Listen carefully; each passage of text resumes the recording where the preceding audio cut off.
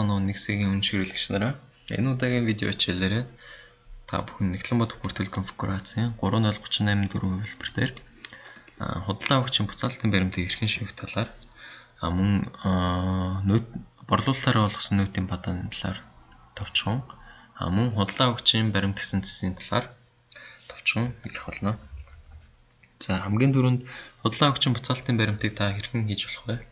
За худлаа өгчин буцаалтын баримтанд худлаа болон борлуулалтын системийн худлаа өгчин буцаалт гэсэн хэсэгт байрладаг. Та энд create option сумжтайгаар үүсгэж болно. Эсвэл өмнө хийсэн борлуулалтын баримтаас үндэслээд generate option сумжтайгаар худлаа өгчин бараа материалын буцаалт гэсэн хэсгийг сонгож буцаалтын баримтыг үүсгэж болно. За ингэж generate option сумжтайгаар үүсгэхэд өмнө оруулсан өгөгдлүүд маань автоматар татагдж орж ирдэг байгаа. Та энэ дээр бараа материалынхаа буцаагдж байгаа тоог нь засч оруулж өгөөд үүсгэхэд илүү хэлбэр авах болно. За бүгдээрээ create option сумжтайгаар шинээр бараа материалын буцаалтын баримтыг шивж үзье. За шинээр бараа материалын буцаалтын баримт үүсгэх цонхондоо та эхлээд гүйлгээний төрлийг сонгож өгөх хэрэгтэй. За гүйлгээний төрөл маань хэрв та борлуулалтаас буцаалт хийж байгаа бол борлуулалт болон шимтгэлийг ямар нэгэн тоног төхөөрөмж зараад түүнээсээ буцаагаад буцаалтаа хүлээж авч байгаа бол энийг сонгож өгнө гэсэн үг. За гүйлгээний төрөл борлуулалт болон шимтгэл гэсэн төрлөөр хийж үзцгээе. За дугаар автоматар бүлүүд нь байгууллага дээр та өөрийнхөө байгууллагыг сонгож өгнө. За агуулга дээр аль агуулгаас бараа материалын буцаалт нь гарсан тэр агуулга руу буцааж буцаалтыг бичдэг байгаа манай програм. За газар нэгж хэсэг дээр хэрв та газар нэгжээрээ бүртгэл хөдөлдөг бол сонгож өгөх хэрэгтэй. Хэрв та худлаа бараа болон үндэсний борлуулалтын баримтын бичлэгийг үзсэн бол газар нэгжийг бүгдээрээ сонгохгүйгээр авч авъя. За огноо хэсэг дээр огноогоо бүгэлж өгнө. За харилцагч хэсэг дээр аль харилцагч бараа борлуулснаас буцаалтаар орж ирж байгаа вэ гэдгээ сонгоод өгчин. За манай шин дээр C4CK гэж явж байгаа. За ямар гэрээний үндсэн дээр борлуулалт хийгээд тэр гэрээнийхэн дагуу буцаалт орж ирж байгаа вэ? За бид нэр борлуулалтаа гэрээний гэж өмнө хийсэн байгаа. Энэ гэрээгээ сонгож өгнө. За энэ ачаа илгээх баримт гэж байгаа. Ачаа илгээх баримт дээр одоо ямар баримтан дээр үндэслээд буцаалт хийж байгаа вэ? За манай дээр бол бараа болон үндэсний борлуулалтын баримт хийсэн байгаа. Тэрнээсээ үндэслэж буцаалт хийнэ гэж үзвэл. За дараах гарч ирж байгаа цонхонд одоо боломжит сонгох боломжтой бараа болон үндэслэлийн борлуулалтын баримтуудын жагсаалт гарч ирнэ. За манад 130 мянган төгрөгөөр нэг л борлуулалт хийгдсэн байгаа. Энэ баримтаа сонгож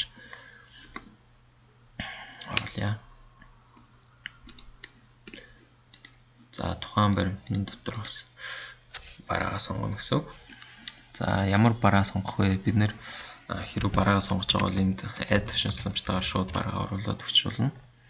За аль эсвэл бүглэх option сламжтайгаар ажилтны баримтаар бүглэх гэдэг сонгоод өгвөл одоо тухайн ачаа илгээх баримт гэдэг талбарт сонгож өгсөн баримтын дагуу ямар материал бараа материалууд байсан тэр маань орж ирж байгаа гэсэн үг. За эсвэл та сонгох гэдэг төвчийг дарвал мөн адилхан бааз дахь бүх бараа материалынхаа жагсаалтыг харах боломжтой байдаг. Та жишээ нь хайлт гэсэн цонхон дээр тухайн хүсэж байгаа барааныхаа нэрийг бичээд хаахад тухайн бараа маань гарч ирдэг байгаа. За бид нэр харандаанаас 5 ширхэг буцаана гэж 5 гэж зааж өгье. За энэ өртөг гэдэг бол тухайн борлуулалт хийсэн баримтнаас тавтагдаж орж ирнэ. За үн хэсэг бол хэдээр зарсан тэр үн маань бичигдсэн байна. За нөтөд дүн маань нөтийн дүн. За нийтийн дүн гэхээр борлуулалт байна. За бүртгэлийн данс энэ артлын багнуудын хэсэг бол хэрэг та бараа болон үндэслэлийн борлуулалтын баримтын бичлэгийг үзсэн бол танд ойлгомжтой байх болно. За ингэж сонгож өгснийхаа дараа за энэ дээр дахиад ачаа илгээх баримтаа сонгоод өгч болно. За ингэж сонгосны дараа шууд пост төвчийг дараа баталгаажуулж болно. Хэрв та бүртгэлийн дансаа өөрчлөөг бол бүртгэлийн дансаа нэгтлээд өгчих хэрэгтэй. За энэ харилцагчтай их тооцооны данс, урьдчилан тооцооны данс гэсэн тохиолгоонууд маань хаанаас тавтагддаг вэ гэхээр за худлаа болон борлуулалтын системд харилцагчтай их тооцооны данс гэсэн функц байгаа. За ийшээ ороод харвал за бид энд хэрвээ та өмнөх бичлэгүүдийг үзсэн бол харилцагчтай их тооцооны данс ямар учиртай хэрхэн тохиргоо гэдэг талаар дэлгэрэнгүй байгаа. За бид энэ дээр зааж өгсөн байгаа 1201 3201 гэсэн тооцооны дансууд маань автоматар тухайн мөрлөгөд татагддаг гэсэн үг. Одоо бид нэр жишээ нь байгууллага дээр манай компанийг зааж өгөөд харилцагч дээр одоо тухайн ямар нэгэн харилцагчаас ил групп харилцагчаа зааж өгөхөд тухайн зааж өгсөн утас шүүлтүүрийн дагуу бүх харилцагчдыг шүүгээд одоо энэ хөө мөрөнд утгаа зааж өгдөг гэсэн үг. Хэрвээ энэ зааж өгсөн шүүлтүүр нь багтахгүй гадна харилцагч нар байгаа бол одоо энэ мөрөд утгууд нь зааж өгдөөгүй тохиргооны дагуу одоо энэ данснууд нь бүглэгдэж өгдөг гэсэн үг. За бүгд зүг байна. За ингээд пост өчийг дарах хэрэгтэй. За ингээд баримт маань дугаартай болоо. За дансны бичлэлтээ харъя.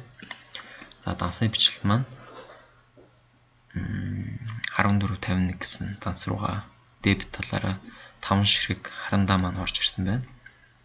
За энэ үндсэн агуулга руу ийм харилцагчтай их тооцооны баримтын дагуу. За тэгээд борлуулсан барааны өртөг маань буурсан байна.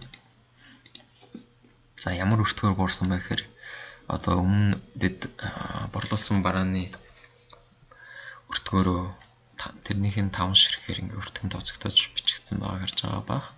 За 51.1 бараа бүтээгдэхүүн борлуулсны орлого маань бас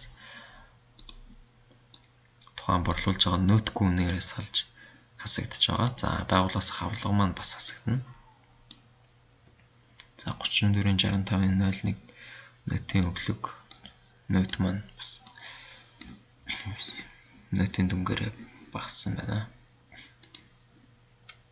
За үүний дараа энэ бол хэрвээ харилцагч бараа материал бараагаар нь буцаалт хийж байгаа бол ийм байдаг. За үүнээс гадна тухайн баримтын тусламжтайгаар манай програм дээр хөнгөлөлтийг тооцох боломжтой байдаг. Өөрөөр хэлбэл бараа материалаар нь биш ямар нэгэн тодорхой дүнгээр гэсэн үг. За та бүхэн бараа материал үйлчлэг хийсэн багныг харж байгаарай. Одоо бид энэ бол хөнгөлөлт гэсэн чагтыг тавиад харуул бараа материалын баг маань алга болоод зөвхөн мөнгөн дүнг бичих боломжтой талбар харагдаж байна. Өөрөөр хэлбэл та тухайн харилцагчдаа ямар хэмжээгээр хөнгөлөлт үзүүлмээр байна. Тухайн дүнгээ энд бичиж өгдөг гэсэн үг. За бид жишээ нь 20,000 төгрөгөөр хөнгөлөлт үзүүлэе гэж үзье. За тэгвэл 20,000 гэж бичээд пост дараад өгөх хэрэгтэй. За ингээд дансны бичлэлтэй харъя. За ингээд түрүүн 1451616101 гэж борлуулсан барааны өртөг маань бичигдсэн бол 5111 борлуулсан барааны орлого маань буурж исэн бол одоо за тухайн заагдж өгсөн дүнгээрээ энд нөт салсан дүнгээрээ борлуулалтын өнгөрөлт рүү орж байна. За 1201 байгууллагаас хавлага маань нийт 20,000 төгрөгийн дүнгээр багасж байгааг харж байгаа бах. Авлага нь багасна. За тэгээд нөт нь бол нөтийнхөө данс руу нөтийн өглөгөө багасгаад орж ирж байна.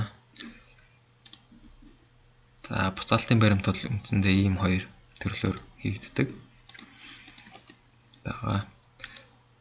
За худлаа хүчин буцаалтын баримтын дараа нөтийн падаан олгосон гэсэн зэс байгаа. За нөтийн падаан олгосон гэдэг хэсэгт бол танай байгууллага борлуулалт хийсэн үедээ нөтийн падаан олгох гэсэн холбоосоор орж өөрө нөтийн падаанаа үүсгэсэн бол одоо бид өмнөх жишээн дээр ингэж нөтийн падаан үүсгэсэн байгаа.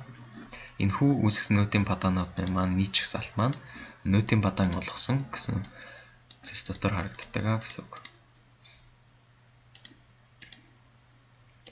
За үүний дараа худалдаа авахчийн баримт гэсэн зэс үлдэж байна. За энэ худалдаа авахчийн баримт гэсэн зэст маань ямар учиртай гэдэг юм бэхээр тухайн зэс дотор одоо танай байгууллага ямар нэгэн харилцагчтайгаа хийсэн бүх баримтуудын жагсаалт нийлбэр нь цогцоор харагдана гэсэн үг. Та энэ дээр жишээ нь харилцагчаараа шүүж харах боломжтой, харилцагчтай хийсэн баримтын төрлөөрөө шүүж харах боломжтой.